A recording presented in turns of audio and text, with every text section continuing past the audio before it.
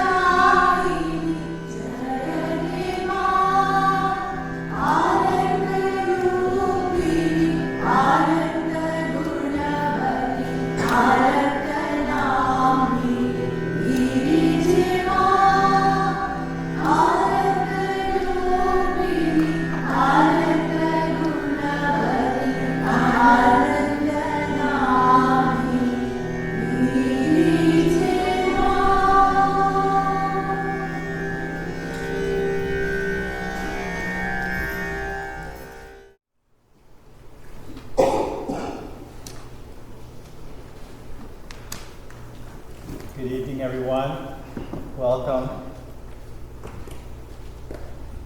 I'm sure everyone, or most of us, feel the great privilege and blessing it is to be here today with Swami Sarvapriyanandaji Maharaj. Such a great concentration of aspiration, intention, and devotion to what we all most long for is rare. After all, how many of us don't often find the time or the energy to give regular, undivided attention to listening to the eternal voice of eternal freedom, as Swami Vivekananda put it, a voice that is always singing in our hearts and that calls out to us in each instant, in each experience of our lives. Maharaj, too, has a full life in his capacity as a teacher, as a master of distilling and making accessible to a now worldwide audience the yogas or paths to that eternal freedom. Through Maharaj's dedication to that which we give many names to, we, through our sincere longing and openness, are inspired to know that for ourselves and are then touched by that. Touched on such occasions as today, and maybe tomorrow, when we remember what we know deep down in quiet stillness is true. And for that we can't thank Maharaj enough. We also want to thank this beautiful church's event manager, Anaya, for extending outstanding cooperation to us.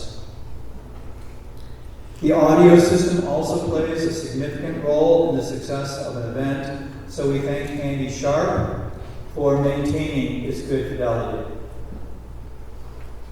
Let's also thank the volunteers of the Vedanta Center of Greater Austin, who have performed sustained hard work in organizing and conducting this event. And finally, we can't thank all of you enough for coming and for your direct support through your generous donations, support that makes all of this and more possible. With that, let us welcome dear Maharaj as he speaks tonight on the topic of seeing Brahman in every experience.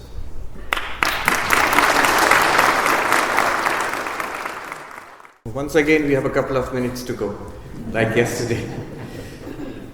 I again would like to start by, acknowledging what a wonderful rendition of Ananta Rupini was done by the chorus here. So a big hand for them.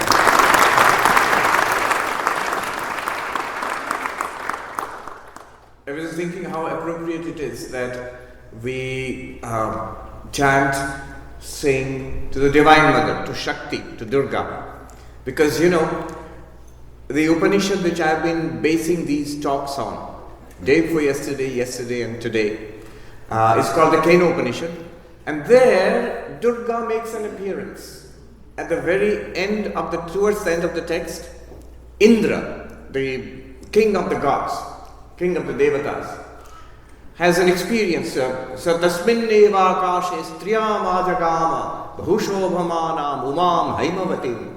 So in that space, Indra experiences this glorious, divine, feminine form, Uma Haimavati, which is another name for Durga, Uma, the daughter of the Himalayas. And she gives him enlightenment. Sa Brahmeti Vacha. So she reveals to Indra the ultimate reality. And that makes us think that a certain measure of grace of the Divine Mother is necessary. So we do listen to talks, we have this aspiration, this intention for enlightenment, we have the quest. But success requires grace. So it's good that we started this evening with a prayer to the Divine Mother, to Shakti. How do we know we have got the grace? Well, first of all, the fact that we are seekers, we are spiritual seekers, that's a sign of the grace.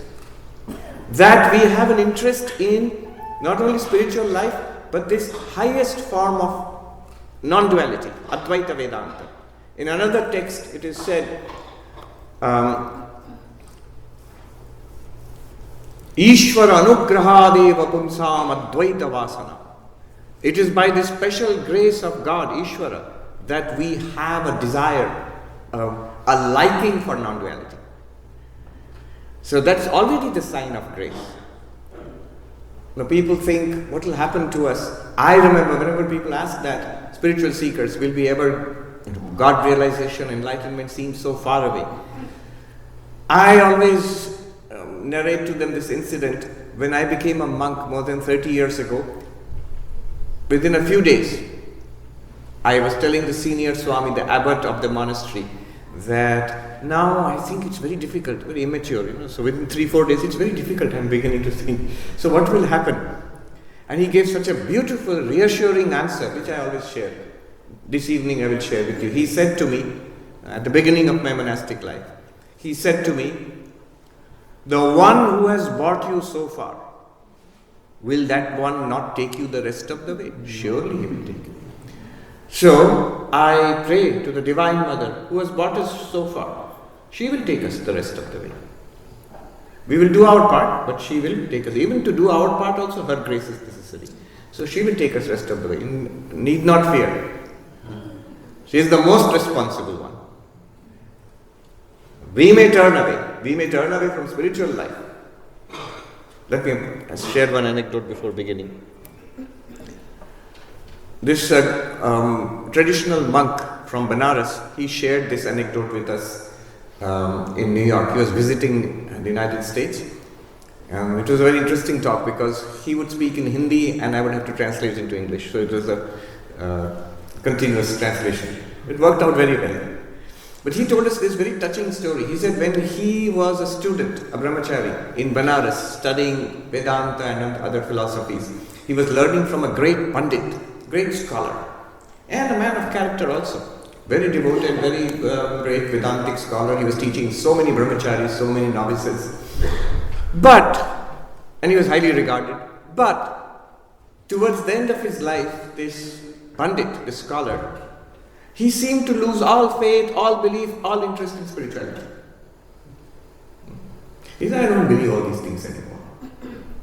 It created a great shock among his students. And then he died. He passed away. Now this monk who told us the story, he said, we were very worried about this. If such a thing could happen to our teacher, this great master, highly learned and also a person who was quite devoted, quite a sincere spiritual seeker, it could happen to us also. And why did it happen? So he went and asked another senior Swamiji in Benares that this thing happened. We all saw before our own eyes. Whole lifetime spent in study and also practice, not just study. And suddenly nothing. It is very shocking and worrying. Then that senior Swamiji told him and he told us. He said, yes, he abandoned. He lost interest. He said, Benares, land of city of Baba Vishwanath, I have no more faith in that.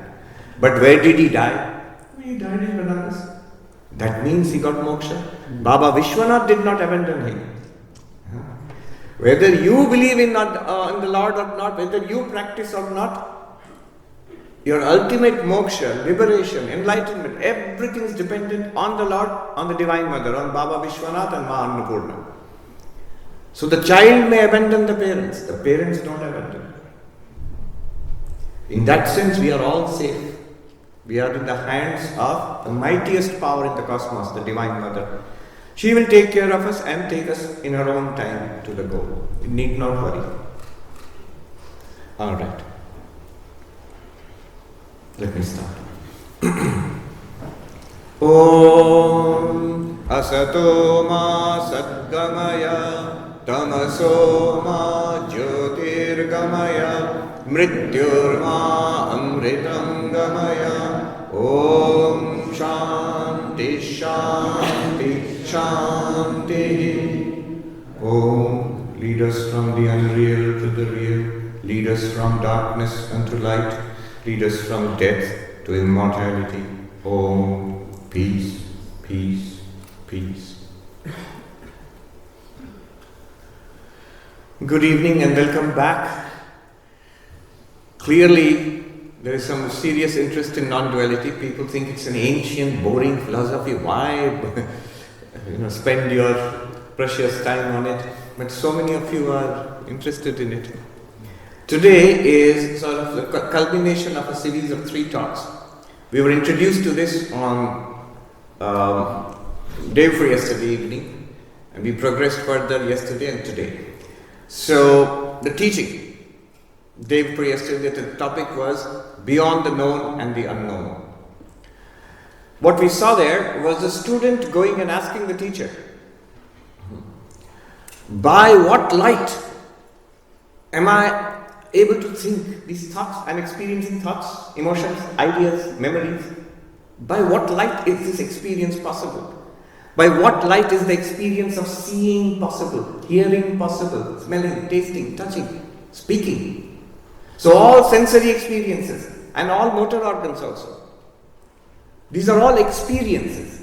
By what light are these various experiences possible?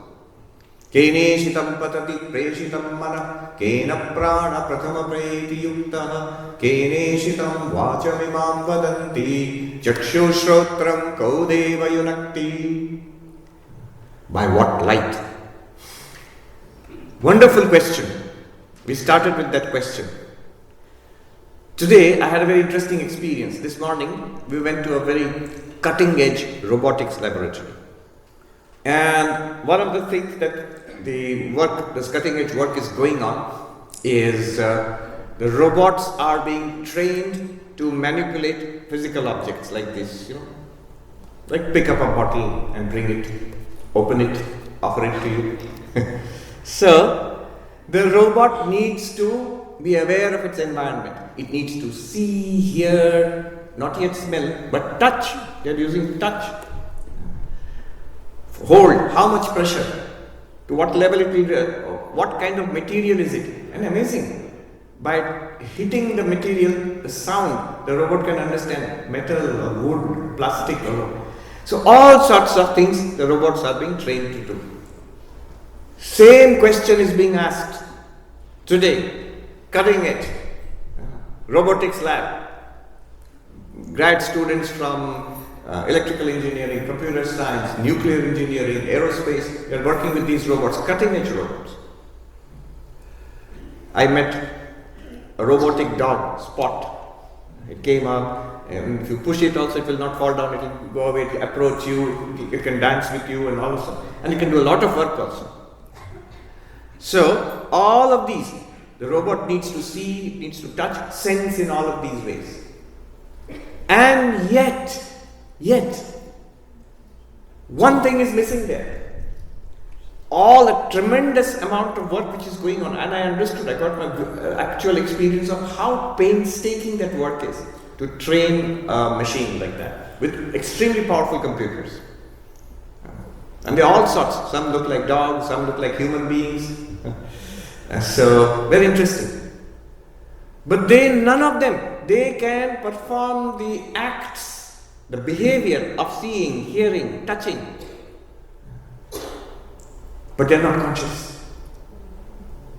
None of them.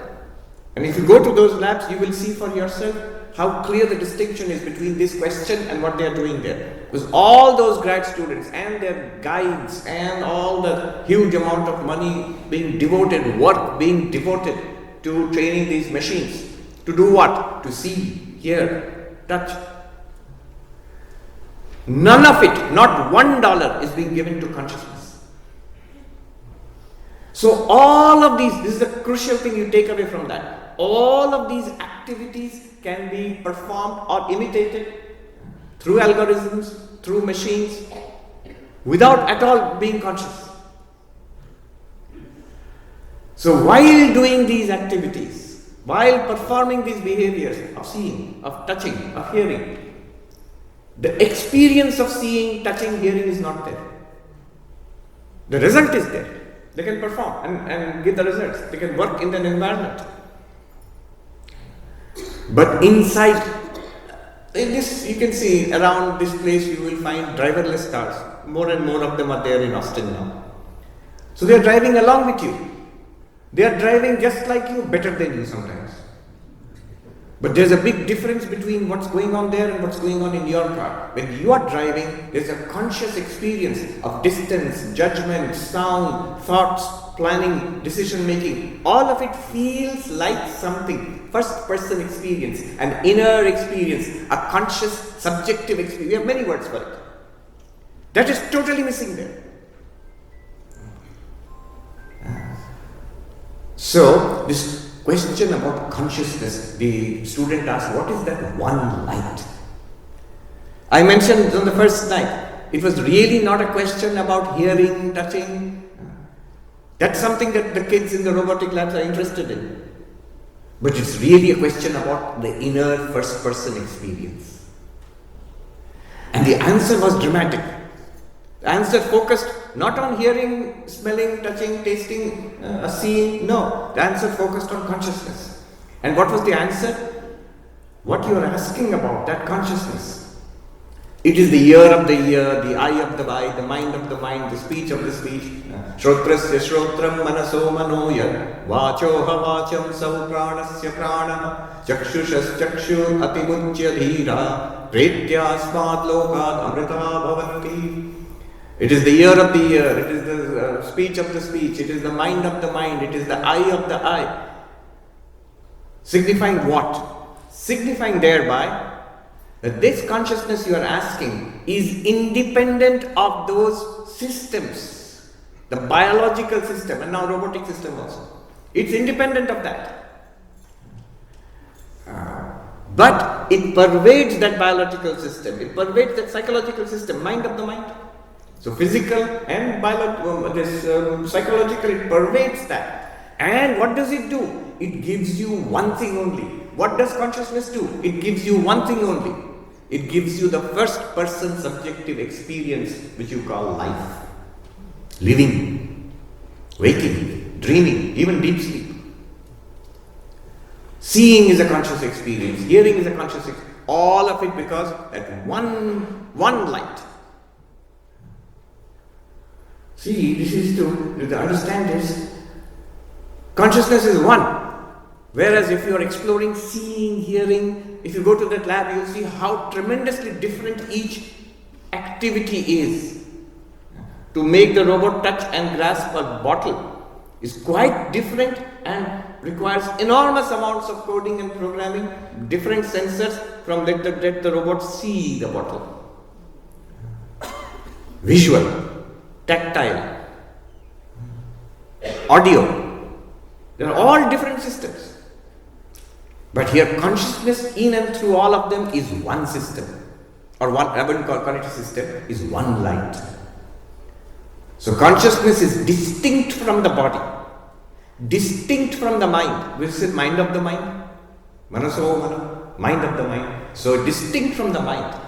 It's not physiological, it's not even psychological. And yet, it enables you to have this experience in the body-mind of sensing, thinking, speaking, all of that. And then it goes further and says, if you truly realize what this consciousness is, it's always been available. I gave the story of Sri Ramakrishna's very nice story of the washerman's diamond. The washerman had the diamond, didn't know it was a diamond. Only when and was using the diamond for scrubbing dirty laundry. Only when the washerman realized it's a diamond and he sold it and got millions of rupees, all the poverty was removed.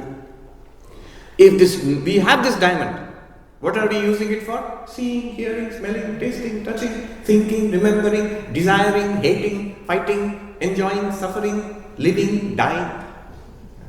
This is what we are using it for. This is scrubbing dirty laundry. But if we know truly what it is, the promise is Atimuchya Dhira Pretya Asmad Loka Amrita Bhavanti. You will be freed right now in this body, in this life, in the midst of this. You will be utterly free. Free of fear, free of suffering, free of all kinds of negativities, desire, limitation, free of death. Vivekananda, when he came to this country, he met Robert Ingersoll, who was a very well-known public figure at that time, public orator. And he was a free thinker. He was an agnostic who didn't believe in religion. So he said to Vivekananda, I don't believe in all your religion and spirituality. I believe in this life. This is the only life that we are sure of. I believe in squeezing the orange of this life and getting every last drop of it. That's all we are sure of. Vivekananda said, I believe in the same thing too. But I know a better way of squeezing the orange. He said, Vivekananda says, I know I cannot die. Therefore I am not in a hurry. I know that there is no fear. I know there is no fear. I see God in all beings. Imagine the joy of loving everybody as God. Squeeze your orange in this way and get 10,000-fold more, get every single drop. Vivekananda said to Ingersoll. This knowledge, this realization enables us to do that. A much, much better life. Here, in this life itself. Perfectly at ease. Ease with life, ease with the world, ease with yourself, completely at ease with others, ease with death also. No problem at all. One sadhu put it in Hindi, so very powerful punch. What happens when you realize this? He said, Mahatma ji, kahin koi mrityu nahi, kahin koi jadata nahi, kahin koi dukh nahi. You will realize suddenly there is literally no death. The greatest superstition is death. Physical death will be there. But death as the extinction of the individual, of the subject, not possible. You will realize this, you will see this. There is no jadata, that means no non-knowing, non-consciousness. Even suffering, so-called suffering, in the midst of pain and loss and change, kahin koi dukh nahi. There is no suffering anywhere. This great, stunning realization. Atimujya dhira, the qualified seekers, they will be freed from the bondage of life right here, in the middle of this life. We don't have to wait for death. And then we saw yesterday, very forensic examination. What does it mean to be enlightened? That those who think, I know, alright, I want to know this consciousness, you can't. If you think you do, you're unenlightened. Those who know that they cannot know, they are enlightened. You remember? What? Naham manye suvedeti no na vedeti vedacha. Yonas tat veda no na vedeti vedacha. The student says, I do not think that I know it. Naham manye suvedeti. I do not think that I know it. So you're not enlightened. No, I know it. But he just said, I don't know it. Yes, I don't know it. And people are confused. And then he says to the teacher, amongst us, all the students gathered here amongst us, those who understand my statement, they are enlightened. Which statement? That I know it and I don't know it. The teacher says, you have understood correctly. What have you understood? What was the teaching? The teacher's teaching was the core teaching, the one thing that you need to take away to realize what this consciousness is, what we truly are. Who am I? Anya devatad vedita dato avidita dadhi. It is other than the known and other than the unknown. All known and unknown is true consciousness. Consciousness itself is not an object which you can know. It's not something you see or hear or smell or taste or touch. It's not something that you can think about or speak about. So consciousness is not an object of knowledge. But it's not unknown either. After all, we all know. What do we know? I am. I exist. So this is where we were yesterday. The teacher said, Yasya matam tasya matam matam yasya na vedasa avigyatam vijanatam vigyatam avijanatam. What does that mean? Extraordinary language. Those who say it cannot be known, they know. Those who say we know it, they do not know. It is known to those who do not know and unknown to those who claim to know it. Now, we come to the grand conclusion. The non-dual realization, Advaitic realization, most stunning and already here for the taking. The next instruction by the teacher, he says, what is true and final, the highest non-dual enlightenment? What we have said as a topic for today, experiencing Brahman in every experience, seeing Brahman in every experience.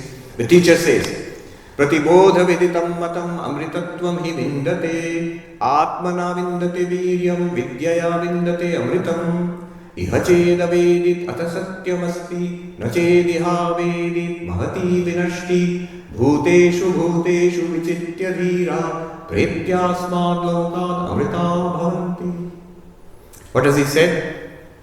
First, Pratibodha viditam matam. He says, the final realization, the ultimate realization is to experience this non-dual Brahman, this non-dual consciousness in every experience. What do you mean in every experience? It is tied to the question which was asked in the beginning. Question was, by what light am I able to see, hear, smell, taste? What light? What enables me to have the experience of thinking, speaking? Question about consciousness. And now it is concluded, this investigation into our real nature's consciousness. What is the conclusion?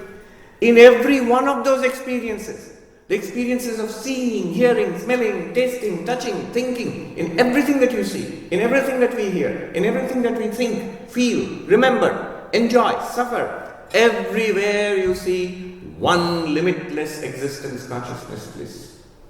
Pratibodha viditam matam. Effortlessly, choicelessly. You cannot, Swami Ashokanandaji, one of the great monks of our order in the Vedanta Society of Northern California, San Francisco, 1950s, 60s, he said, where will you see God? Foolish question. Where will you not see God? In 1,000 ways, every moment of our lives it's being revealed to us. Pratibodha viditam matam. Matam, the genuine realization, complete realization, is what? Pratibodha viditam. In every experience. Not just samadhi, not just vision of God. That's also there, but also our day-to-day quotidian experiences. God is continuously, choicelessly, effortlessly revealed to us. Sri Ramakrishna says, when I close my eyes, God is there. When I open my eyes, God is not there. What kind of God is that? In Bengali, chok bando khulle tini achen, chok khulle tini nahi. So with eyes closed, with eyes open, in waking, in dreaming, in deep sleep, in life and in death, one limitless, unbroken reality, everywhere, without effort. That is the final state, the final realization. And he says, the one who realizes this is the final, complete realization, amritatvam vindate, attains to immortality, goes beyond death. Like that sadhu said, no death anywhere, you see. No sorrow anywhere, and no non-consciousness. It doesn't translate well into English. Non-consciousness, non-knowing. Kahin koi mrityu nahi, kahin koi jadta nahi, kahin koi dukh nahi, Mahatma ji. So what is this? This evening we will explore this final realization in the non-dual sense. But let me translate what I just chanted, the teacher's teaching. Every experience, when you experience Brahman, that is full realization. And then one attains immortality. And then he says, by the cultivation of the mind, preparation is necessary.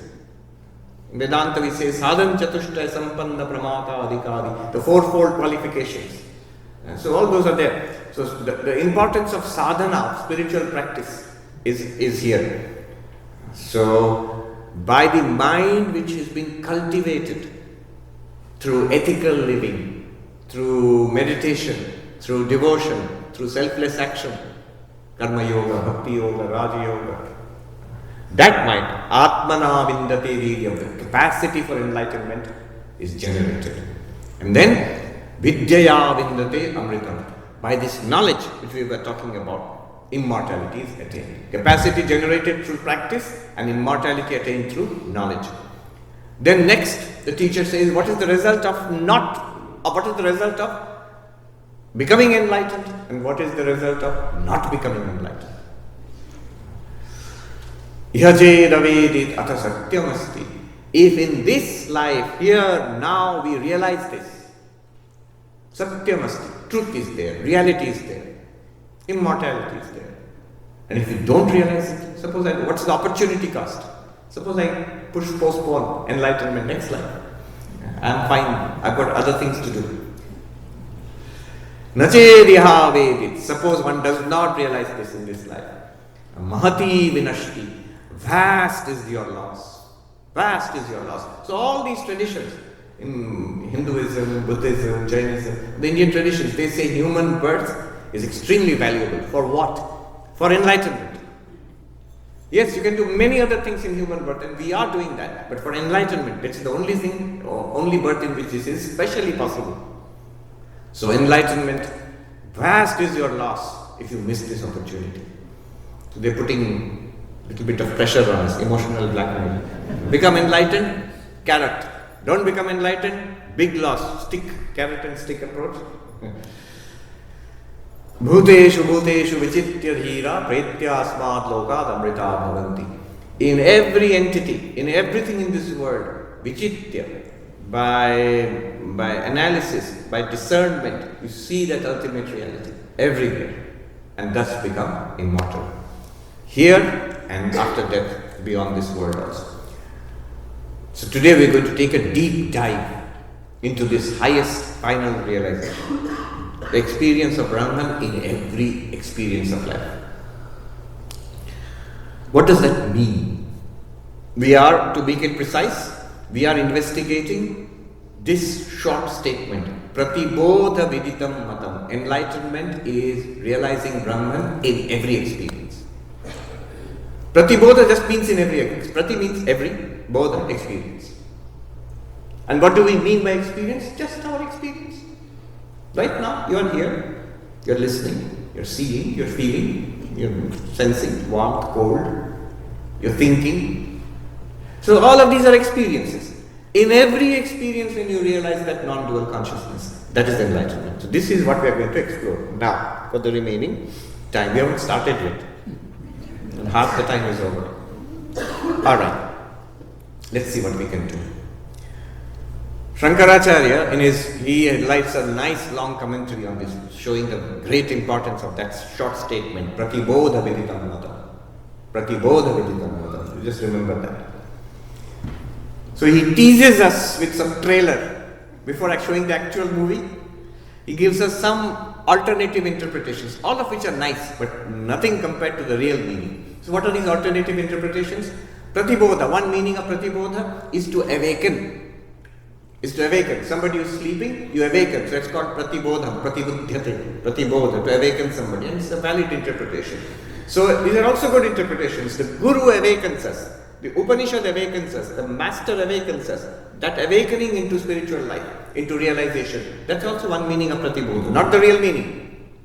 Just a teaser. Second interpretation. Pratibodha means not only to awaken someone else, but when you become awake, that's called pratibodha. Enlightenment is called pratibodha. I have awakened. So long I have been asleep in the sleep of Maya, now I have awakened to reality. That awakening, pratibodha, awakening from sleep. When the Buddha was asked after his enlightenment, he was walking to Sarnath to give his first sermon. It seems a shepherd boy saw him, and with the expression on his face, he has never seen such a face. And he asks the Buddha, not who are you? What are you? Are you a god, a devata? He says, no. Are you a messenger from the gods? No. Are you a human being? No. What are you? I am the awakened, I am the Buddha. Meaning thereby the rest of us are sleeping or dreaming or sleepwalking. Awakened. This is one meaning of Pratibodha, to awaken from oneself. So you see the difference between the first meaning, the second one. First one, Guru or the teaching awakens us. The second one is, we have become enlightened. Third meaning is, Pratibodha means inward bodha. Prati means inward. So an inner realization, which is also a good interpretation for enlightenment. Inner realization. Because the Kathopanishad says, the reason why we do not become enlightened is we are continuously fascinated by the outer.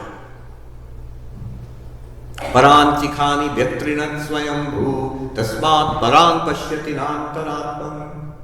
So the senses are turned outwards and the mind follows the senses.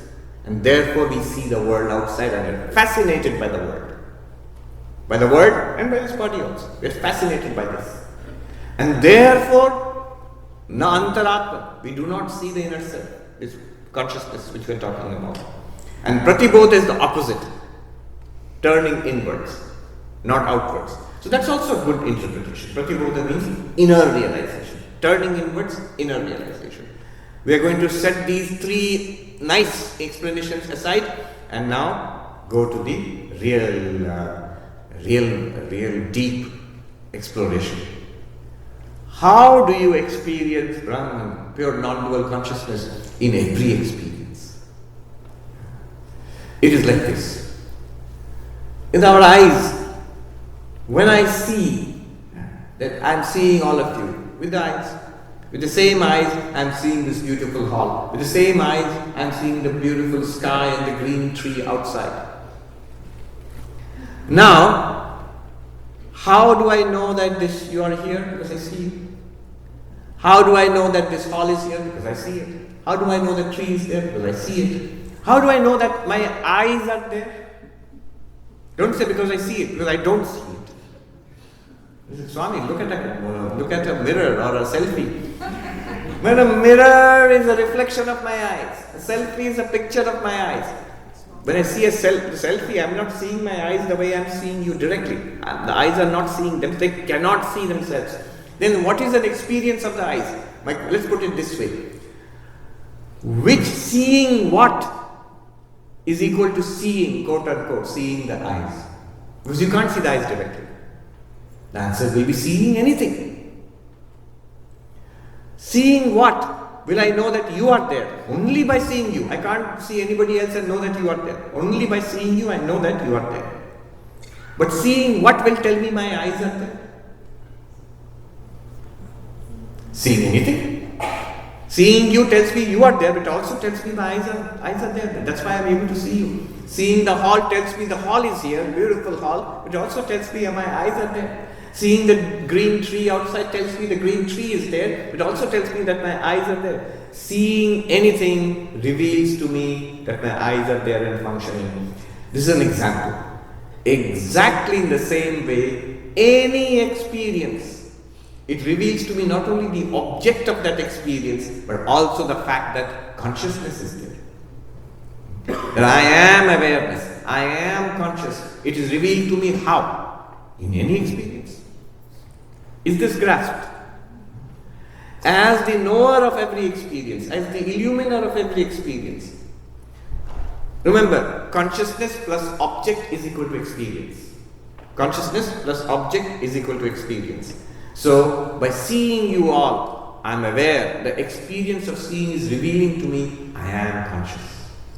By listening to the talk, not only am I aware of what is being spoken, but is revealing to me, I am conscious. By smelling, by tasting, by touching, by every thought, every movement of the mind reveals to me, I am conscious, I am conscious, I am conscious. The absence of the movements of the mind, chitta vritti nirodha, which is the goal of yogic samadhi, that also reveals to me, I am conscious. Because I am aware of the absence of thought, the presence of thoughts, the presence of sensations, the absence of sensations, the absence of thought, presence and absence of thoughts and sensations reveals to me I am consciousness. And it is the same consciousness all through and through, in every experience. This constant light within us is revealed to us all the time. in every experience. This is the entry into this teaching. Pratibodha viditam matam. Let's go deeper. Let me ask the question.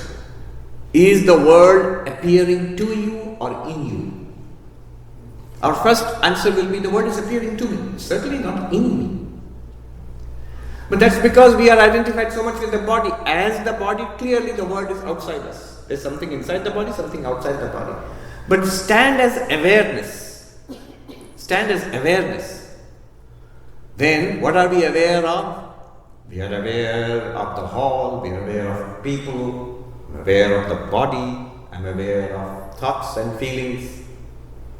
So these thoughts, feelings, body, people, hall, they are appearing to awareness. Can I go one step forward and say they are appearing in awareness? Are they outside appearing? See, when you say something is appearing to awareness, the idea is it is somehow outside awareness. Awareness is here, those things are there and they are appearing to me as well. But is that true? To be outside something, you must be aware of the inside and the outside. So there is the hall, we are inside the hall and I can see the outside of the hall. There is a boundary there. Can you see the outside and inside of awareness? You can't. Actually, when you think in this way, you will realize whatever we are aware of in awareness. Otherwise, you would know up to this is awareness and beyond this is outside. But then you are immediately aware of this side and that side also. Both are in awareness. You are, one teacher was saying, you are the all-pervading awareness. And somebody at the back of the hall, this actually happened in Hindi, the back of the hall, some monk said from the back of the hall, wait a minute, how can I be all-pervading? I am here and I am not there. You are there and you are not here. How are we all pervading? In Hindi he said, मैं यहाँ हूँ वहाँ नहीं हूँ तो सर्वव्यापी कैसे हुआ? And the answer of the teacher was equally remarkable. Follow this carefully. See, if you get it, then you'll get what awareness is. The teacher said, I'll tell you in Hindi what he said and translate. हाँ, लेकिन यहाँ और वहाँ क्या दोनों ही आप में नहीं है? Yes, you're right. I am here and I am not there. You are there and you are not here. But here and there, are they not both appearances in awareness? This is close, that is far. Where are you experiencing it? In awareness. Some of you are looking puzzled. As well you might, because there is a very different way of thinking. Let me go a little further with this. When we say that everything is appearing in awareness, not outside, we should resist. It is not common sense.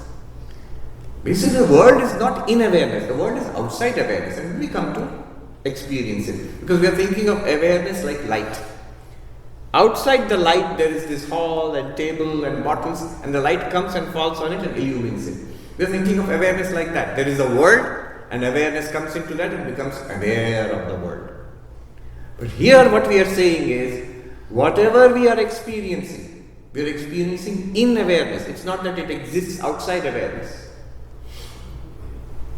We have the senior most member in our Vedanta society in New York, Bill Conrad. He is 100 years old this year. 100 years old. He is a physicist. And he said to me, Swami, it is not right. You're saying everything is in awareness. No. The world is outside awareness, and then we become aware of it. It exists by itself. Common sense approach. This is materialist common sense approach. And he said, we were sitting together in a room. He says, this room exists outside our consciousness, outside our awareness. It does not need awareness. We have become aware of it. We come here in the room and we become aware of it. But it exists. I will prove it to you. He said, I will set up a camera here. And we will leave, both of us will leave the room. Then we will come back into the room and I will show you the picture in the camera. The room was existing without any of us. No conscious being was there. The room was existing.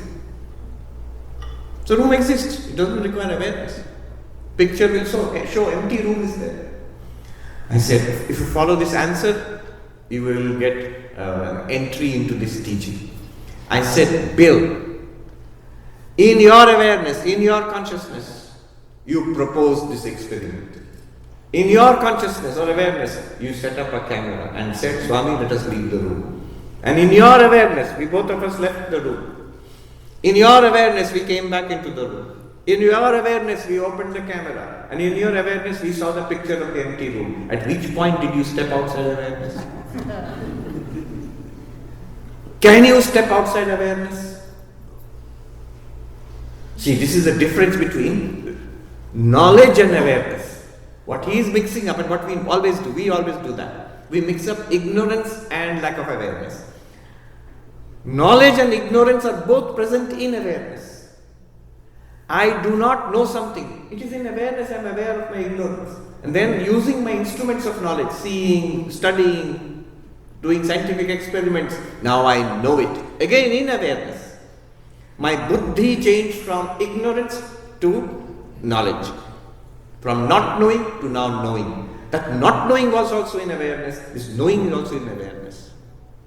This was the teaching. That this awareness, this consciousness is beyond the known and beyond the unknown.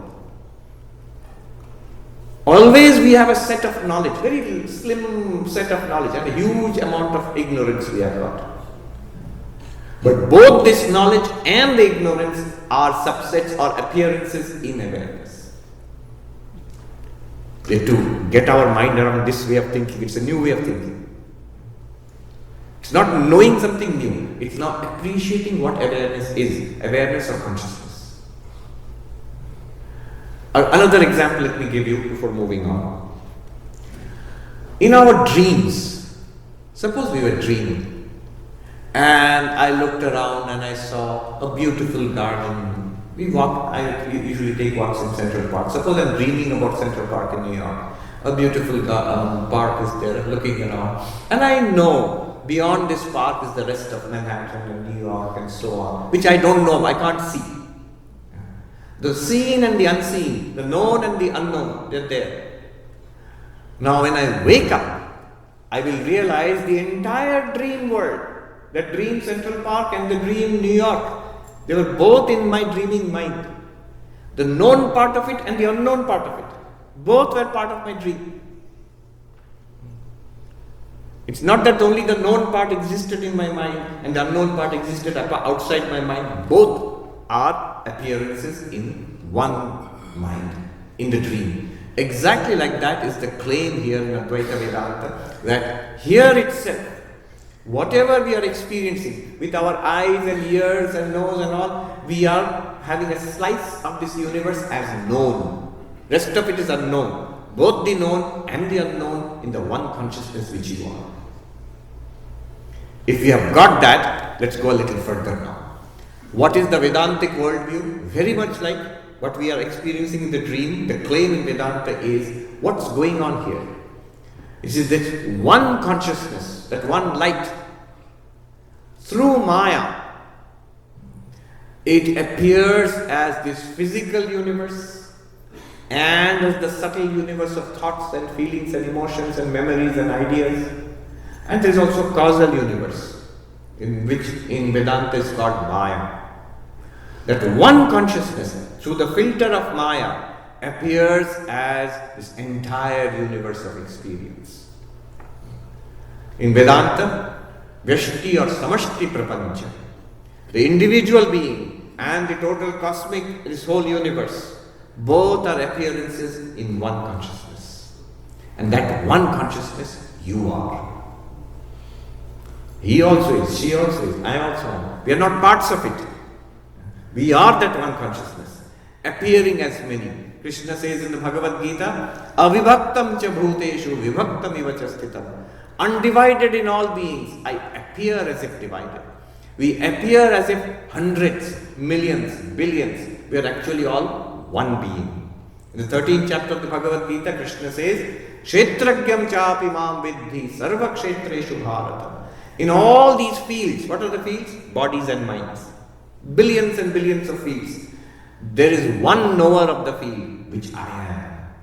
I am the knower of the field in all these fields. This is the remarkable claim. This knower of the field, It cannot be doubted. It cannot be doubted. The one thing which cannot be doubted is this consciousness. One sadhu said, these three things, try to say, you cannot say. Try to say, I don't exist. You can't say. Try to say, no. It makes no sense. To say it, you have to exist. Try to say, I am not conscious. You can't say. And the last one is also true, but it requires some investigation, that I am not dear to myself. That I am not lovable. I am not a source of joy to myself. You can't say. You might object to that, but we will see later. I am setting it aside because it requires some investigation. But still, so he says these three things you cannot say about yourself. I don't exist. You can't say. Your own existence, our own existence, we can't doubt. Ever. That this existence is a conscious existence, we can't doubt. Ever. And this existence is a valuable existence to us, we can't doubt. Ever. I mean, I know what is the doubt in our minds. In the text Panchadashi, Vidyaranya Swami says, Ma bhuvam, that may I not be. Nobody thinks like that. You might say, what about people who commit suicide? I don't want to exist. But that is because of an extraneous factor. Somebody has a huge debt and is in anxiety, wants to kill himself. And you say, okay, the debt is forgiven. Oh, thank God. You're about to kill yourself? No, that's all right. I won't kill myself. So killing myself is not the goal. The problem is the debt or some kind of suffering, physical suffering, emotional suffering. If you remove that, I am fine. My own existence is not something that I want to erase. So my own existence cannot be doubted. That existence is a conscious existence, cannot be doubted. And that existence is a valuable existence to me, cannot be doubted. This is what is called Sat Chit Ananda. The indubitable existence, the indubitable consciousness, and the indubitable value of that existence consciousness. About 300 to 400 years ago, Descartes, he got a hint of this. His investigation was, what is the one thing which cannot be doubted? His whole project was, I want to set knowledge on indubitable grounds, on grounds which cannot be shaken. So what knowledge can be doubted? Every knowledge can be doubted. Every knowledge can be doubted. We could be living in Matrix movie today. Huh? There is this philosopher, Nick Bostrom. He wrote a book called Super Intelligence long before ChatGPT and all was. Now he's become very famous because he's like a philosopher of AI. But he wrote this book long before ChatGPT and all. Anyway, another paper he wrote was, we are actually living in a simulation. And the way he comes to this, he comes to it through probability theory. It's a very interesting calculation he shows. He says that in all the millions and billions of stars, and there must be millions of planets. In all those millions of planets, there will be this percentage which will be habitable, life may originate, and all those millions and millions of inhabited planets, civilizations will develop, intelligent life, and among those intelligent lives, you calculate there will be millions of civilizations which are far superior to us. Somewhere, some alien kid will be running a software simulation of a world, and there will be millions of such simulations of worlds. Now the question he asks is, what is the probability that the universe we are experiencing is the one real universe or one of a billion simulated universes? It's vanishingly small probability that we are living in a real universe. It's most probably we are living in a simulated universe. Using the analogy of video games and all that. So when that alien kid switches off the computer, we are gone. Finished. But the point is that is one way of putting it. Vedanta says that's actually true. That's actually true. And it does not require any kind of extraordinary calculation, or doesn't require to stretch your belief. It just says, Vedanta says, just look at the fact. Everything appears to you in consciousness. And there is no other way of experiencing anything except in and through consciousness. That's it, that's enough. So it is something that is indubitable. You cannot doubt it. Now further, so we are here, this one consciousness appearing as the physical world, as all living beings, and as our inner life of thoughts, feelings, emotions. And put it together, what we saw first, every experience reveals to us this consciousness. It's like this. One sadhu, again, I'm talking about Rishikesh. Vedanta talk was going on, 3 days. But not just 1 hour talk like this. A whole day, beginning morning till afternoon. On the third day, people are thoroughly bored. Same thing. Brahma, Brahma, Atma, Atma, Maya. So they are, at the end was the presidential address. Poor President Swami, he has to listen to all the lectures, he has to sit. And by the time he has to give his address, everybody is bored and they are getting up. There they sit on what is called Shatranji mats on the floor. So they are all getting up and about to go home. So the poor Swami stood up to explain, to give his Vedanta talk. And he said, I will not talk about Brahma here. I will show you Brahma now. Abhi dikhaunga aapko. And the people were getting up and walked back and said, that's what we had come here for. Yes, show us. And he actually did this. He took out this cloth from his shoulder and he said, what is this? What are you seeing? And they said, cloth. He said, yes, cloth. But there is one more thing that you are seeing. It is the light reflected from the cloth that is going into your eyes. So whenever we see anything, it's the light reflected from those objects which are coming to our eyes. We are basically seeing light. Whatever we see, we are seeing light. And the information is coming to us with that, but we are seeing light. Similarly, whatever we are experiencing consciousness. We are experiencing exactly in the same way. All our experience. Let me break this down a little bit. There was a great Vedanta teacher in Kerala in the 1940s, 50s, Atmananda Krishnamena. So this just try to follow this, is a very unique way of thinking. He said, let's take seeing. When we see something, I'm seeing the bottle. Now what's happening is, I'm seeing the bottle with my eyes. But the bottle is not entering my eyes. Then you have to call 911. The bottle entered. What happened? The Swami saw a bottle. No, the bottle is not entering my eyes. The light reflected from the bottle is entering my eyes. In fact, whatever I see, those things are not coming to the eyes. The eyes are designed only to receive light. So by the time the world comes to the eyes, only light in the form of light. And in an instant, even that is not there, it's an image in the eye. And an instant after that, it's not even an image, it's electrical impulses racing along the optic nerves to the brain center. And an instant after that, it is electrical activity in some parts of the brain lights up. There is no bottle there, there is no light there. There is only tiny masses of electrical activity in the neurons. Up to that, science will tell you. What am I talking about? Seeing a bottle. But then next what happens? In an instant, and this science cannot tell you, but we know it's a fact because we are experiencing it. In our minds, there is what is called a vritti, a movement.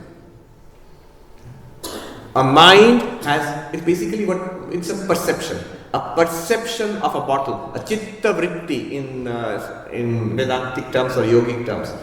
Bottle akara vritti, a movement in the mind with the form or content of a bottle. Not that there is a bottle in the mind.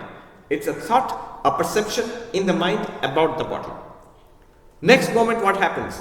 That thought or that perception in the mind, no longer we are talking about the brain. We're not talking about electrical activity. We're not talking about an image in the retina. We're not talking about light. We're not even talking about bottle. We're talking about a movement in the mind, a mental movement whose content is a bottle. It's about a bottle.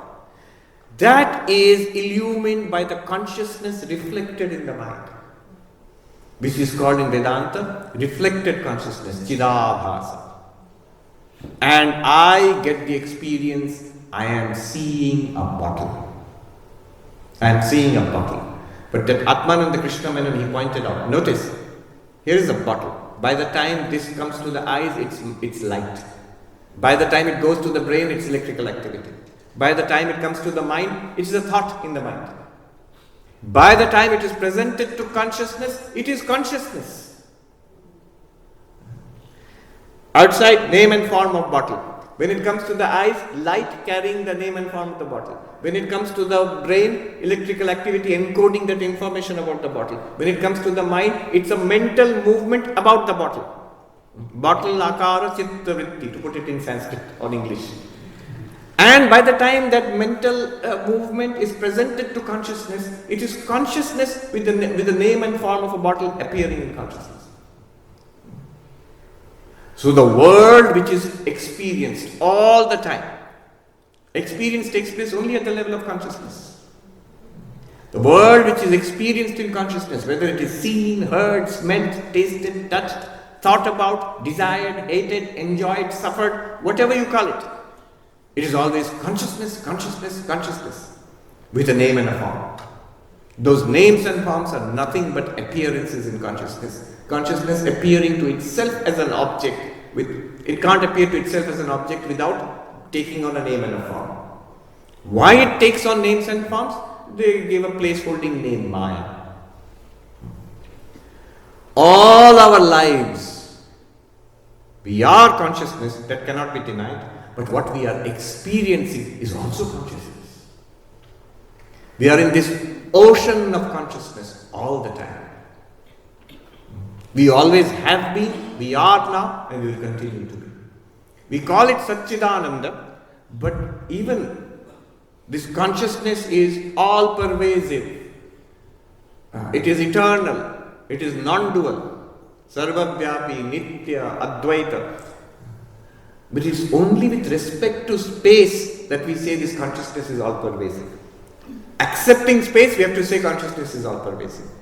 Accepting time, we have to say consciousness is eternal. Accepting all objects, we have to say consciousness is non-dual because there is no second reality apart from those objects.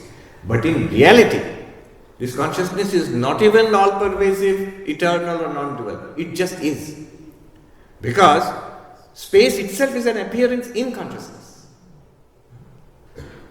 Take the example of our dreams. In our dreams, we think of a world. We imagine a world. When I wake up, I realize, oh, the whole world was in my dream, in my mind, in my dreaming mind. Now I can say, I pervaded the whole world, dream world. But it is more logical to say that space, the dream space, was an appearance in my mind.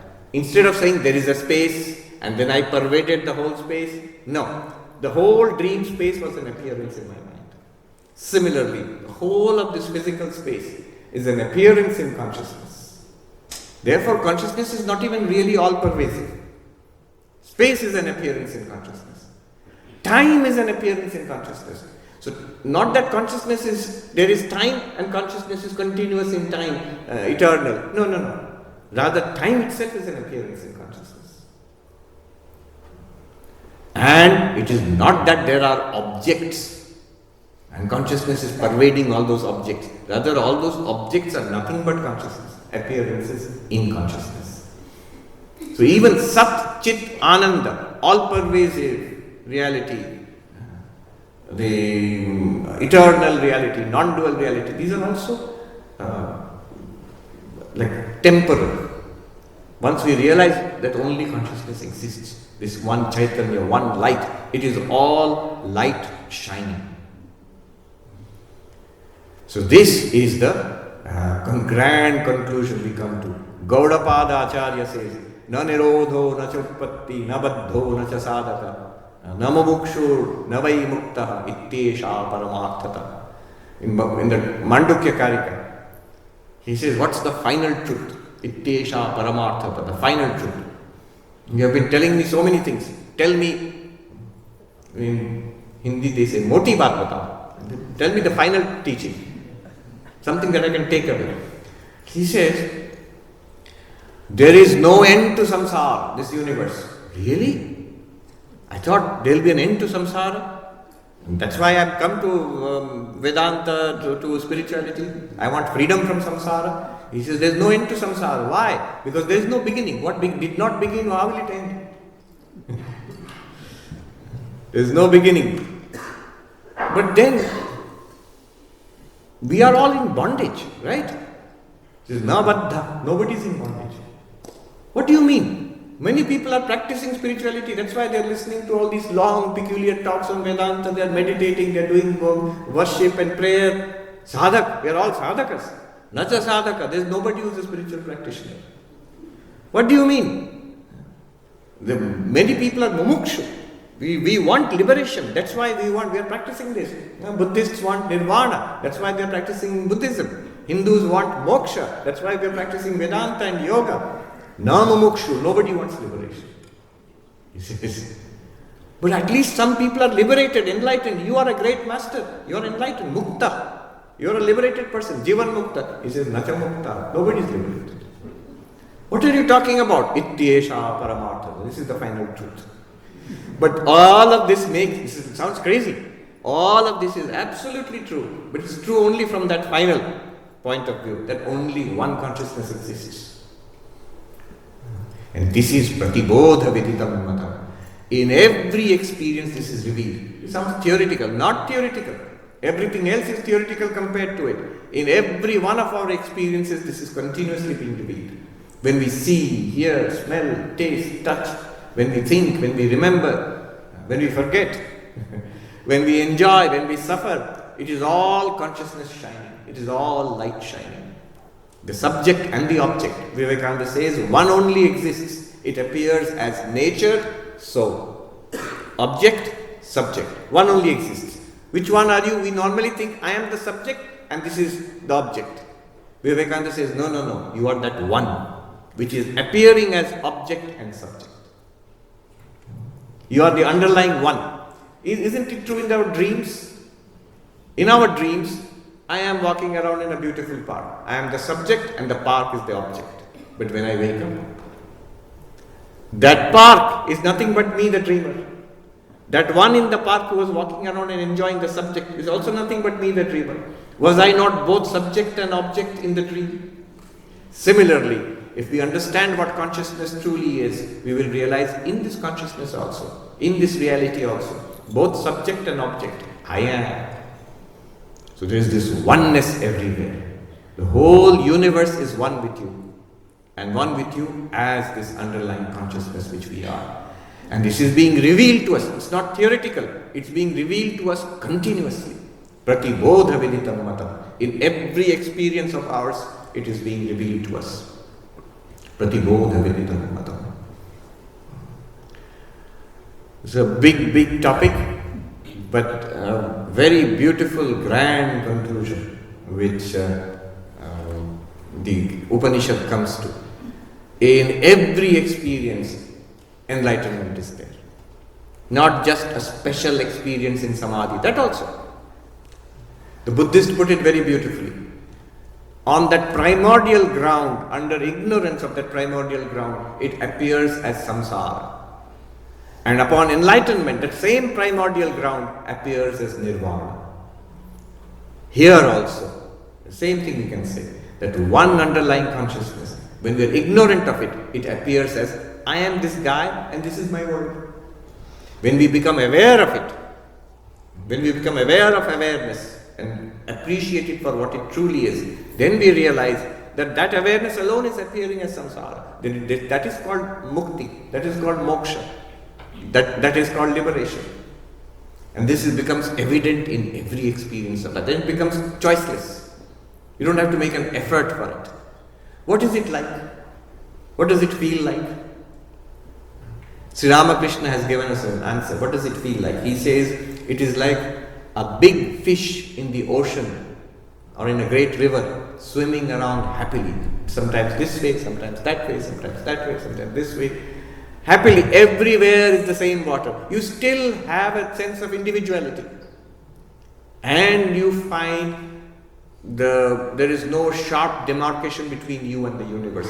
You are very happily at ease in the universe, at ease in life and in death also. Because you always find there's that one unbroken reality. That becomes the state of the enlightened one. Pratibodha Vididam Madam.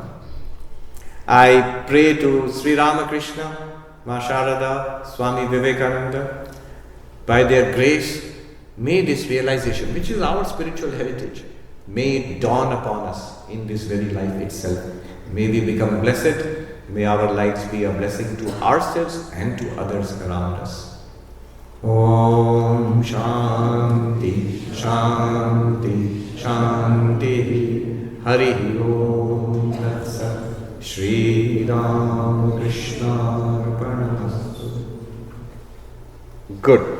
We have come to this grand conclusion, and questions can now be taken. Just like yesterday and day before yesterday, there will be somebody with a microphone. You can queue up here and ask your questions. Yes, please come in line and ask you a precise question, hopefully without part A, B, C.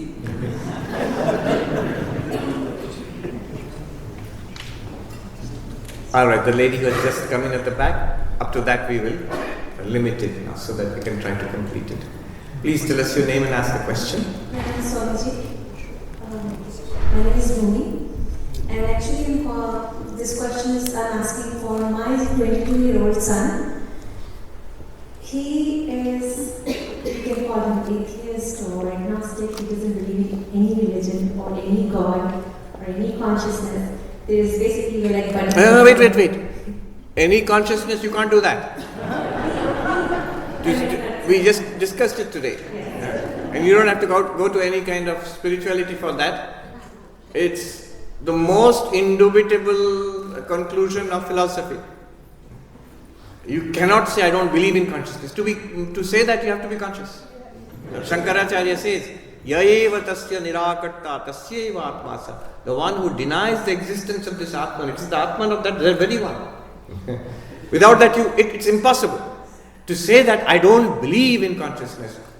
You might say that I don't think consciousness is the way you are expressing it. There is consciousness, and I am conscious, but this consciousness is a product of the brain. You can say that. Yeah, go on. So, as you mentioned, Matrix, he's a very intelligent boy. He does keep reading the Matrix, and he said, Mom, we are alone. We are basically, this is like, could be, who knows? Like, he doesn't believe. And he just brings an all logical explanation to convert me actually. I have not been telling you anything different from what he's told you. So whatever we have to say, you say that.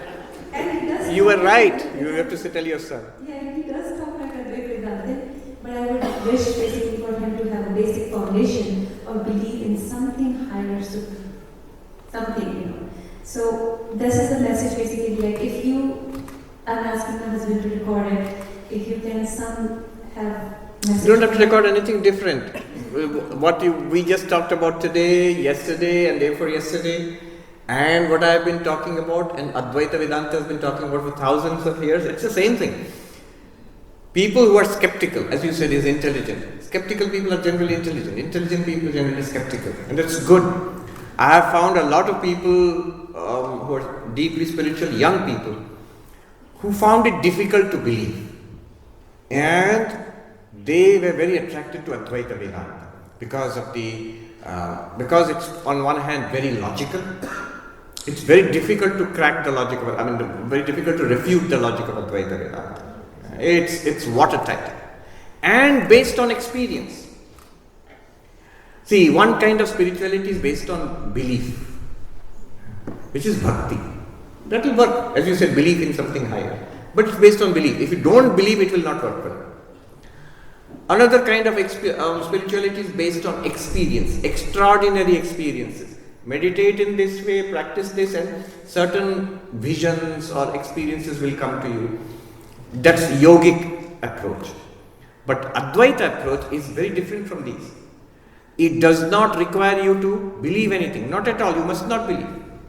Second, it does not even require extraordinary experiences. See what we have been talking about since day for yesterday and today. Just our experience. People say, bas yahi, seeing, talking, thinking, seeing, touching, smelling, tasting, touching. So all our sensory experience, every experience reveals to us the Advaitic truth. If only one would pay attention and listen a little bit. Yeah. Thank you. I remember, it's not that a person who understands Advaita will immediately become converted to Advaita and start following. Not necessarily. I remember once I was on a plane and there was this lady next to me. She was a neuroscientist going to a neuroscience conference. Very sharp. She didn't know anything about Vedanta, but in that short flight, just over 1 hour, she asked me, tell me about what you are dressed like this. So tell me about what you believe in or teach. And I told her about Advaita. She was very sharp. She got it. At the end of the flight, she said that I am not convinced by what you said, but I cannot find any flaw in your argument. There is no flaw in your argument. And that's not my credit. Why there is no flaw in the argument? I remember 30 years ago when I became a monk, I started learning Vedanta. One of the teachers, very great senior monk, he said, I remember in the front of the gates of the monastery, after one class on Vedanta, I asked him, can I ask you a question? I was a little hesitant, maybe he'll be offended. And he said, fire away, don't be worried. Better minds than yours have asked all sorts of questions for thousands of years and solid answers have been given to that. So you need not be worried that your question will make Advaita Vedanta crumble. That's why, so the logic is not my credit. It has been sharpened over centuries and millennia of the most intelligent persons attacking, refuting, counter-refuting, or argument, objection, counter-objection. Centuries and centuries of that. And some of the most stunningly powerful minds have worked on this. So it's an incredible thing. Yes. So it does not require any extraordinary experience. It does not require any belief directly. Look at where we started. How am I seeing, hearing, smelling, tasting, touching? How am I thinking, speaking? That's all. All it requires. Are you thinking now? Are you aware now? Do you feel that you exist? Yes. That's enough. That will lead to non-dual realization. That's the amazing thing about Advaita Vedanta. One sadhu put it this way. ये केवल वेदांत आपको बताती है. This is only Vedanta which reveals this truth to you. Bhakti will develop faith in God and fill your heart with love of God. Yoga will calm your mind and focus it, make it razor sharp. But only Vedanta will take you to this non-dual truth. Yes. Pranam Swamiji, my name is Prafula. I have a question with reference to the statement that you made yesterday that theistic religions stop at God, their syllabus stops at God, but Advaita takes you beyond that. This kept me thinking, and I have a couple of observations I wanted to share humbly. As you said, I can ask any question without feeling guilty about it. Yes. So there is a greatest saint called Saint Annamacharya, who is from Visishta Advaita Bhakti Parampara, who has written a song where he says Brahman is one. Parabrahman is one. Brahman is in everyone, including humans, animals, and everywhere. This is an Advaitic philosophy. If you look at it's Vishisht Advaitic. Yeah, but Parabrahman is one, right? So he's not saying like, he's not my point is Visishta Advaita or the theistic religions are not stopping at God. And just remember that. You remember your question, but let me just comment on this. So the distinction between Advaita and Vishisht Advaita. These are very ancient and very grand systems of thought, philosophy. So here is a distinction. Vishisht Advaita Vedanta says that there is one Brahman and everything else, this universe, we are all parts of that Brahman. Our relationship to Brahman is Amsha Amshi. Brahman is the whole, we are the part. Shesha Sheshi. So Brahman is the Sheshi, we are Shesha. Sheshanaga, for example. We are parts of a divine whole. It is an organic whole. The universe is a unity. And that unity is God. So Vishishta Advaita comes from this. Chit, Achit, Vishishta Brahma, Atayeva Vishishta Advaita. That Brahman is qualified by sentient beings. We are all parts of Brahman. Chit Amsha. and insentient things like this. These ones. This whole stars and planets. Achit.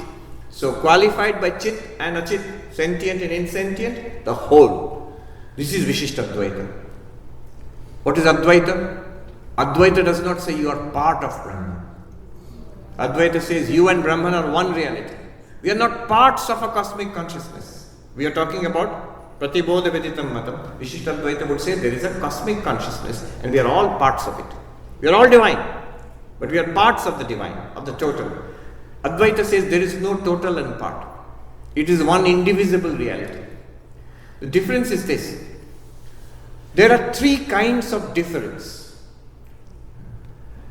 Dvaita Vedanta holds on to three kinds of difference. Vishishtadvaita Vedanta denies two kinds of difference but holds on to one kind of difference. Advaita denies all three kinds of difference. What are the three kinds of difference? One is what is called Vijatiya Bheda. So, between a cloth and a table. Cloth is one kind of reality, table is another kind of reality. They are two different things. One is called Sajatiya Bheda. One piece of cloth, another piece of cloth. Both are cloth, but they are two different kinds of cloth. Of the same kind, difference in the same kind. Another one is Swagata Bheda, internal difference. So, this piece of cloth has internal difference. Here are the hands, here is the body of the cloth. So, like a human body, hands, feet, tummy, head. One, but internally differentiated. Now, what Vishishtadvaita Vedanta says, there is one reality. There is nothing other than Brahman, as you said. So, no Vijatiya, nothing other than Brahman. No Sajatiya also. There is no other Brahman, there is only one Brahman. But, within Brahman there are differences. What are the differences? Chit, Achit, sentient, insentient. We are all parts of Brahman. The part is not the whole. You are part of Narayana, but you are not Narayana directly. Advaita Vedanta says, beyond this is one limitless existence consciousness place, one non-dual Brahman, where there is no Sajatiya Veda, Vijatiya Veda, Swagata Veda. No internal difference, no difference of kind, and no difference of other kind. I hope you remember the next question. Yes, I mean, in continuation to this, my point is whether the path of devotion or whether the path of knowledge, both are not different paths, but they are one and the same, or they are intertwined. Like one leads to the other leads to the one. No path is superior, no path is inferior, is what, like as a student, I infer from this, because I'm directly thinking about the statement that you made that theistic religions stop at God.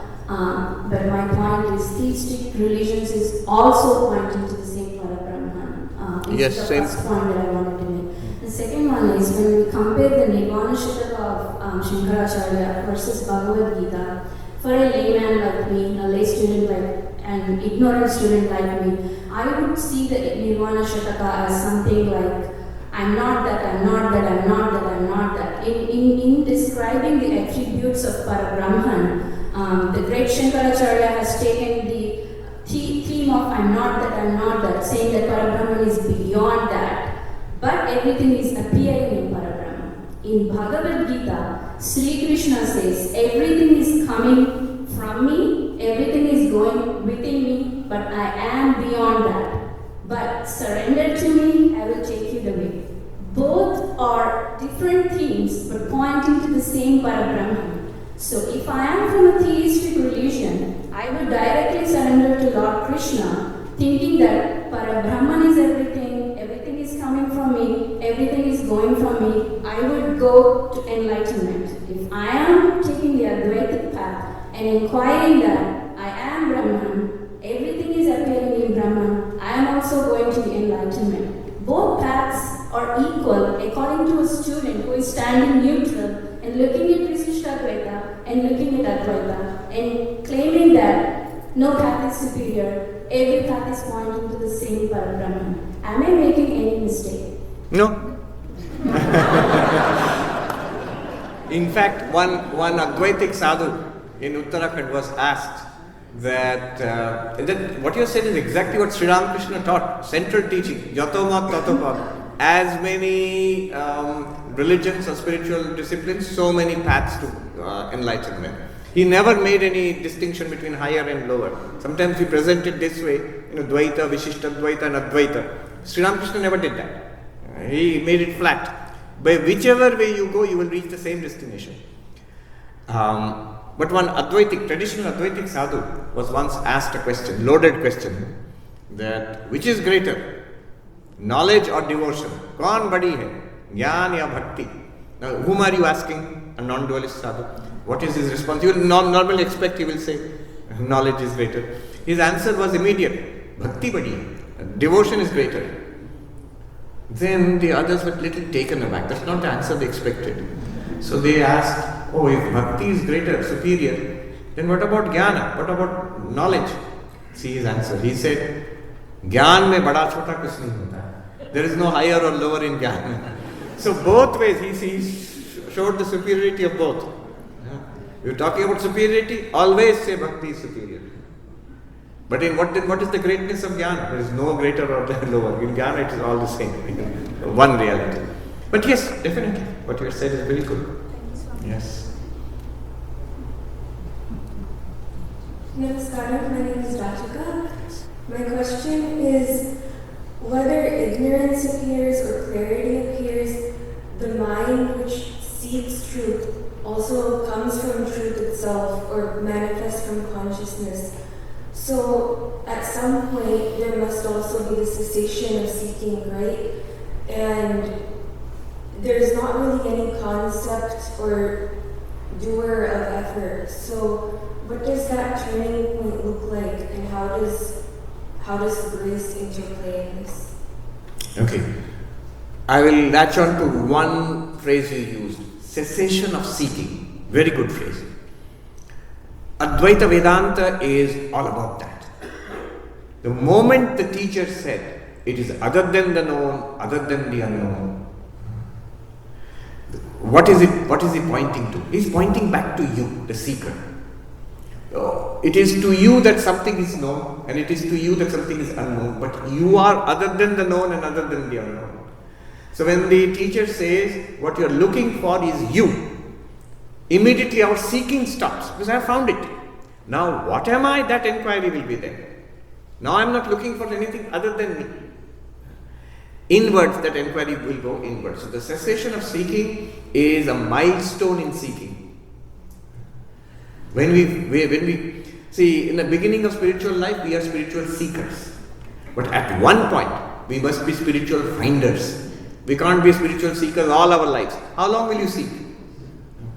At one point, we must be spiritual finders. We have found it. Now I need to realize what it is and be established in that. So that becomes the next part of the spiritual journey. And how will you know when the spiritual journey is over? Is it over? Is it possible? Or is it endless? Some people like to say it's endless.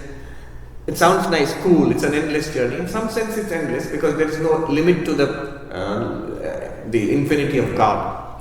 But for each one of us, there is an end. Somebody in front of Sri Ramakrishna said, oh, this is Anantapad, this is an endless path. Sri Ramakrishna said, no. Jekhane Shanti, Shekhane Sheshi. The moment you get this eternal, lasting peace, that's the end for you. He gave an example. An ant discovered a mountain of sugar. With great delight, it went to the mountain of sugar. It dragged out one grain of sugar. With great difficulty, it dragged it back to its little home. And looking back, it said, I'm going to come back for the whole mountain. The ant will never come back for the whole mountain. It need not. That little grain is enough to fill its tummy, its little tummy. So for us, once we reach that reality, it's not that we have to encompass somehow all of it. Once we realize that I am that limitless consciousness, it's done for us. The cessation of seeking is there. Grace is necessary. As I said, already we have grace. The fact that we are seeking, the fact that we are finding, the fact that we are progressing in spiritual life, this shows grace. The Avadhuta Gita says it is a sign of special grace of God to have this taste for non-duality. Ishvara anugrahadeva pumsam advaita vasana. Of course, it's a non-dual text, so they will say that. Yes. Namaste, Swami. Yes. My name is Srina. Yesterday, you led us through this exercise Yes. of close your eyes or keep it open, and you see it and this is an object, it's a way to do, right? So, but then you also mentioned have a childlike thing, where is the nose? Child hold on to it. So, go for the reality, right? So Yes. see it as bare reality, that's the closest to that. Yes. So, as I'm doing that exercise, I kind of feel like there is the tricky part is when you say the child holds on to the nose. Where is the nose? The child holds on to the nose directly, right? So, but of course, the teachings as well. So, Sarvapriyanandaji says Achintya, Makraya, Abhyapalesha, and all that, right? So, I know actually it cannot be thought about. So, there is this tendency in me that suddenly I am seeking and looking for it. I'm like, oh, I'm stupid, it's not an object, I cannot look for it. Right? So, even in this practice, when we are doing it, so am I, and then I'm like, okay, I can feel it, okay, thoughts are moving this. Okay, so I am seeing it and all the objects are there. But even that is, that's a thought, right? That's the mind, I'm using the mind obviously. That's a thought in the mind. So that isn't me who was, So somewhere in there I'm kind of beating around the bush and I cannot really go to that child holding the nose kind of understand, right? Because obviously it is aggraving, I cannot catch on to reality, I cannot think about it. So what am I doing wrong and what is the correct way to do this? Or maybe finally if I do too much then it just goes into just be silent. I cannot do anything more about it, looking for objects. Right? Yes. Keep it simple. That advice is very good advice. No, keep it real. Hold on to the reality. Take it step by step. I'll tell you. At any point, if it does not seem real as this, then stop. Go back to the earlier step. For example, start with the body. I'll ask you, is it real? Start with the body, the awareness of the body. Is it real? It's real. Or is it theoretical? It's real. Okay. Be settled in the sense of the body. The sensation of the body, the pressure, the warmth. It's actually experience. It's like this. Nose. Then breathe in and breathe out. That breath. Is it real? Is it theoretical or real? Real. It's not theory, it's not philosophy, it's real. Breathing in and breathing out. Stay there. Then turn further inwards. What we are doing is we are making the attention inwards and subtler. What do you mean by subtle attention? The object of attention is becoming subtler and subtler. First of the object of attention was body. Then the object of attention is the breath. Now the object of attention is thoughts. Turn inwards. It's a big jump. A thought. You might say, what thought? Okay, that's a thought. What thought is a thought? Any thought. Suppose no thought comes to the mind. Mind is very mischievous. If you tell it not to think, it will start thinking. If you tell it, Swami wants me to think a thought, please think a thought. Mind will not think anything. Blank. So think a thought, A, B, C, D, or 1, 2, 3, 4. That's a thought.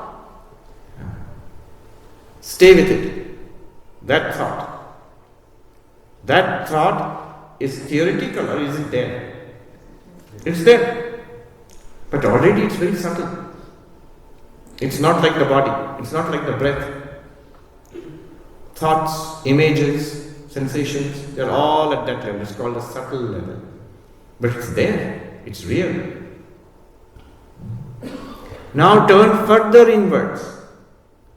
This sense of understanding which I am using, this intelligence, this buddhi, I am trying out a process of viveka, analysis. Is it true or not? I am trying it out now. I am trying it out, yes. This buddhi, this intelligence, Is it theoretical or is it there? It's there. Now dismiss that. Dismiss the sense of the body, dismiss the sense of the breath, dismiss the sense of thoughts and emotions, dismiss the sense of this understanding. Just blank. As much as you can simulate, blank. That blankness is also an experience, it's there. Now ask yourself, seed that blankness with this question. To whom or to what is that blankness, that intelligence, that thought, that breath, that body appearing? Am I not conscious of the body, of the breath, of the thought, of the intelligence, of the blankness? I am conscious of it. What is that consciousness? Which is subtler? The breath is subtler than the body. The thought is subtler than the breath. The intelligence is subtler than the thought. The blankness is subtler than all of them. But the consciousness to which the blankness appears, that is subtler than even that blankness. What is that? Is that consciousness there or not? You must say it is there because you are experiencing it all. You are experiencing the body, the breath, the thought, the intelligence, the blankness. Since we are experiencing it all, there must be the experiencing consciousness. Consciousness plus object is equal to experience. Clearly that consciousness is I, the self. But that consciousness is not an object. Isn't that consciousness other than the known and other than the unknown? Because everything is known to that consciousness. That consciousness is aware of the body, the breath, the mind, the intelligence, the blankness. So those are all known to that consciousness. There are many things which are unknown to that consciousness. But the consciousness itself is other than the known and other than the unknown. Because we can't say that the consciousness is known. It's not an object. And we can't say the consciousness is unknown because it's obvious, I am conscious.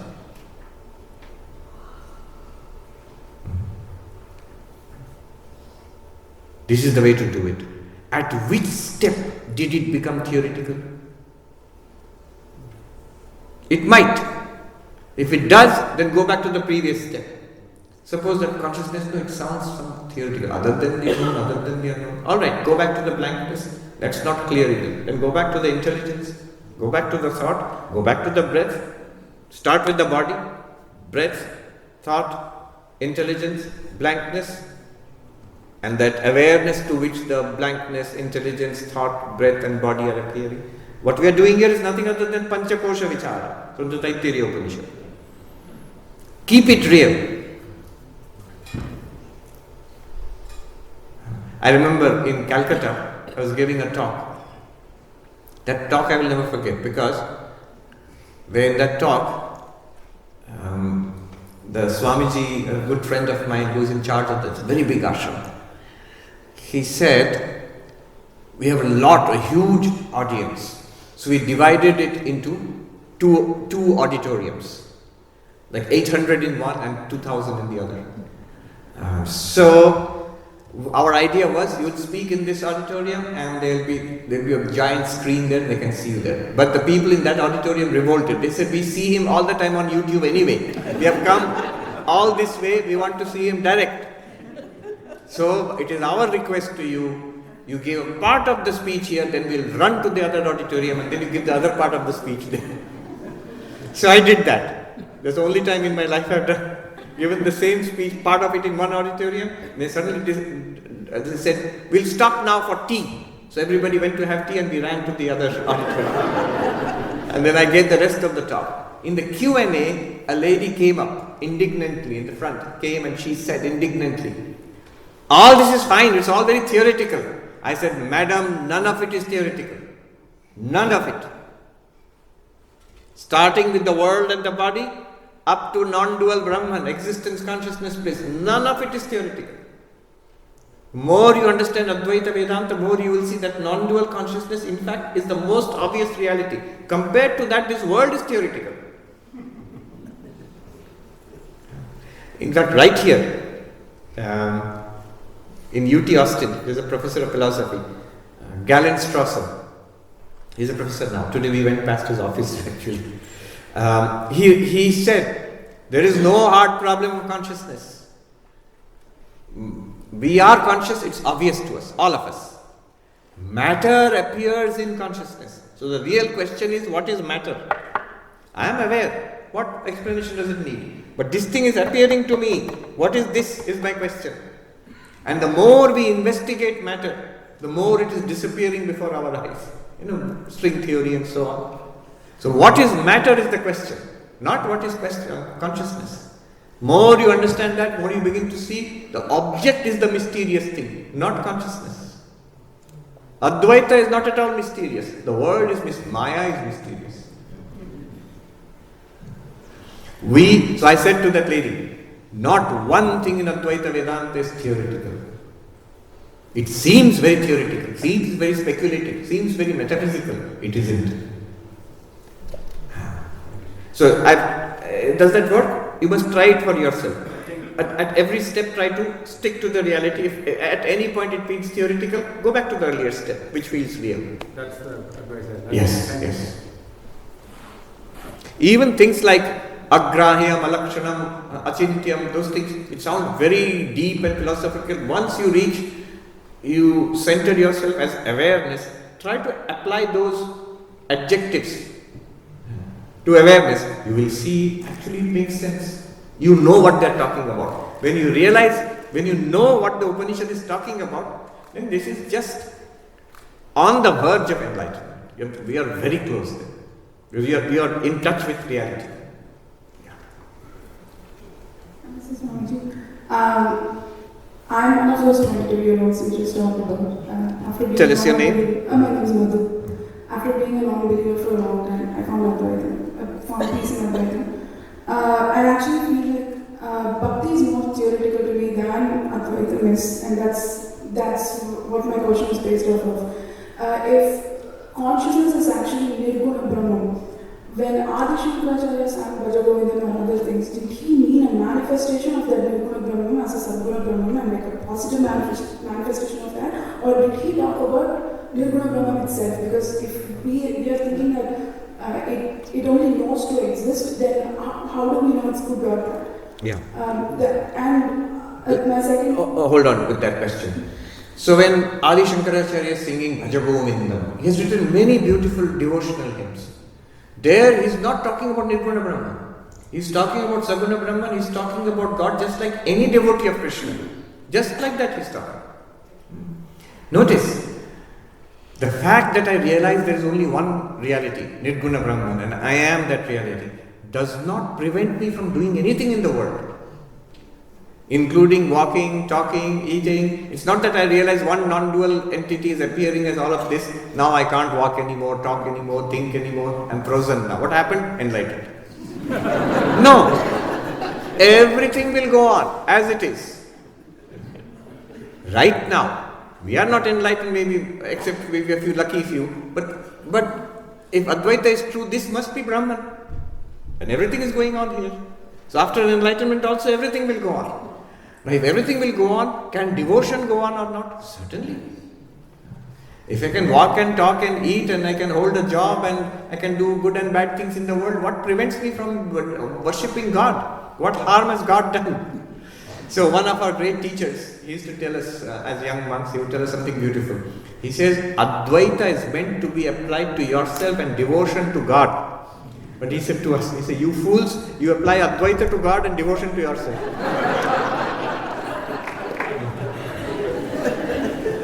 Bhakti is meant to be applied to God. But what we do is we analyze that God is Saguna, but actually beyond that is Nirguna. So that Saguna is no good. Nirguna is the real. No. The whole Advaitic analysis is upon yourself. See, the Panchakosha we did, Drigdrishya Vivek, everything is inwards. But Ishvara Bhakti always, beginning, middle and end. In the beginning, for Advaita Vedantins, devotion to God is very helpful. In the middle, it's a great sadhana. And in the end, it is the product of jnana. The jnanis are always full of devotion to God. If there is a jnani who has no devotion to God, something has gone wrong. And the bhakta, who may not be on the path of Advaita, Do you think that the bhakta is ignorant? Not at all. Is Mirabai ignorant? Is Kabir Das ignorant? Is Tulsidas ignorant? Of course not. How ridiculous. They are fully enlightened, even in the Advaitic sense. They may not care for the non-dual knowledge, but they know fully. Hanuman sings, Srinathe Janaki Nathe Abhena Paramatmani Tathapi Mama Sarvasva Sri Rama Kamalalochana. I know Vishnu, Narayana, and Rama, the incarnation of Narayana. Both are Satchidanand, I know that. But for me, Sri Rama, lotus-eyed Sri Rama is everything. So that's a statement of love. So, when Shankaracharya writes Bhajagovindam, fully as a bhakta, with Advaitic knowledge in the background, Vivekananda, this will help you. Vivekananda says, having attained realization of the Absolute, reserve for yourself the capacity to jump, to enter into duality once again. While being able to jump back to the non-dual reality at a moment's notice. Yes. I'm sorry. Another question, I have the same question, but the other part was, is bhakti practiced or blessed? Should I be blessed with bhakti or should I practice it? And the answer is practice. Blessed, you are right, that is the higher bhakti. The genuine love of God comes. But until that comes, what can we do? Mechanical practice. It might be you say that is just, I am just repeating the words or doing the puja or just listening to the bhajan. Doesn't matter. Start mechanically also. All the yogas are paths to enlightenment. But depending upon your mental constitution, one may feel more natural than the others. So for your mental constitution, Jnana Yoga feels more alive, natural and real. Bhakti Yoga may feel you are sort of mechanically doing it. One may feel the Dhyana Yoga, Raja Yoga. I am trying to meditate but my mind does not meditate. Many people say meditation is not possible for me. Now it is not the fault of Raja Yoga, it is not the fault of Bhakti Yoga. It is just my mental constitution is not ready for that. So those ones which my mental constitution is not ready for, keep a component of that, even if mechanically, even if I am doing it just out of force. But it is very beneficial for me. Harmony of karma, bhakti, dhyana and jnana is what Vivekananda recommended strongly. When you do that, for you, jnana will be central because of your mental makeup. That's very good. But always supplement it with the others. Yes. Final question. Swami, blessed to be here. Tell me your name. My name is Gayatri. Yes. So this consciousness, awareness, when you are giving the speech, I feel so close to it. Once I walk out, it becomes like crystal reality. And when I sit for my sadhana, scattered mind, my mind is everywhere. So my question is there any use of doing like, chanting, meditation and all that when I know my mind is somewhere else? Everywhere else except on the mantra. Yes. If my mind is somewhere else, there is any use of repeating a mantra? The moment I'm aware my mind is elsewhere, my first duty is to bring my mind back to the mantra. But suppose there are many times I've repeated the mantra, my mind was wandering. Is it useless? Not at all. Not at all. The mantra has a power in itself. It will at least keep my practice alive. If I don't repeat it, and I'm waiting for the day when my mind will be calm, that day will never come. It's like trying to take a bath in the ocean when all the waves have settled. It will never happen. So when the mind is moving, scattered here and there, continue your spiritual practices. What Vedanta tells us is, whether I'm thinking about myself as non-dual consciousness or not, if I'm thinking, very good. But if I'm not, as you said, I'm going to go out and I get worried about traffic of my life, even then I am the non-dual consciousness. It does not depend on my thinking. That's a great assurance. It's not my choice. You're choicelessly Brahman. Yes, that sadhu I always remember. His voice is in my ears, Punjabi sadhu in Gangotri. He would say, Tum jano ya na jano, tum mano ya na mano, tum hi Ram. Whether you know it or you don't know it, whether you accept it or you don't accept it, you are Ram. So what a great assurance. And our spiritual practice, it should not be like, oh, my mind is wandering, Swami said it's okay, let it wander. No. Let me bring it back. The moment I recognize, oh, my mind was scattered, bring it back. Don't be unhappy, don't say it is useless or what a waste. No, immediately bring it back. Don't worry, it will wander again, but you bring it back again. So that is the nature of practice. The nature of practice is repetition. What do you have to do? Repeat. And then repeat. Repetition is the nature of practice. Thank you so much.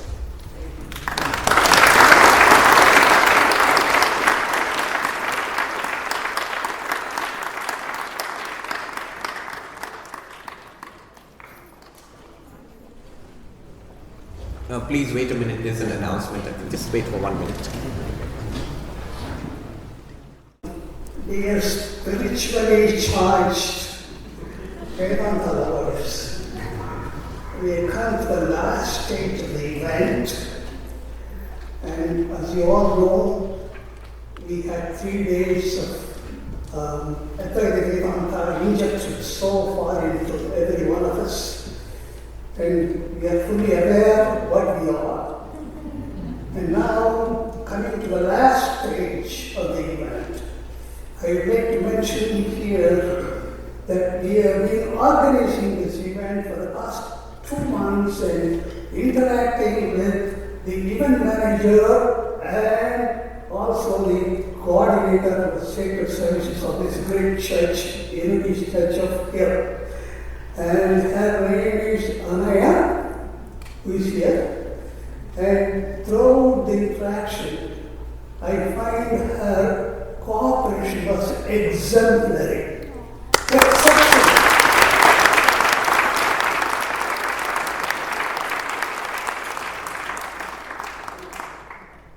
And other requests for many adjustments were made to her, and she considered all those requests favorably, 100% favorably, regardless our requests are timely or untimely. I assure you, all our requests are untimely. So we have that opportunity, and in future we will also have an interaction with her. And Anaya expressed to us, VCG, Vedanta Society of Greater Austin, she expressed that she would like to extend her good wishes to Swami Sarvapriyanandaji Maharaj, our global Advaita preacher, lecturer.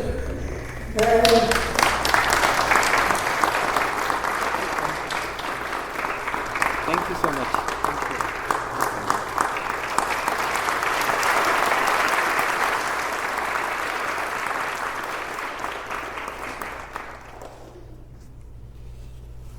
On behalf of Unity Church of the Hills, thank you for being here. I get moved at community. It's beautiful. And the fact that we're able to share this stage with this teacher under this cross with altar.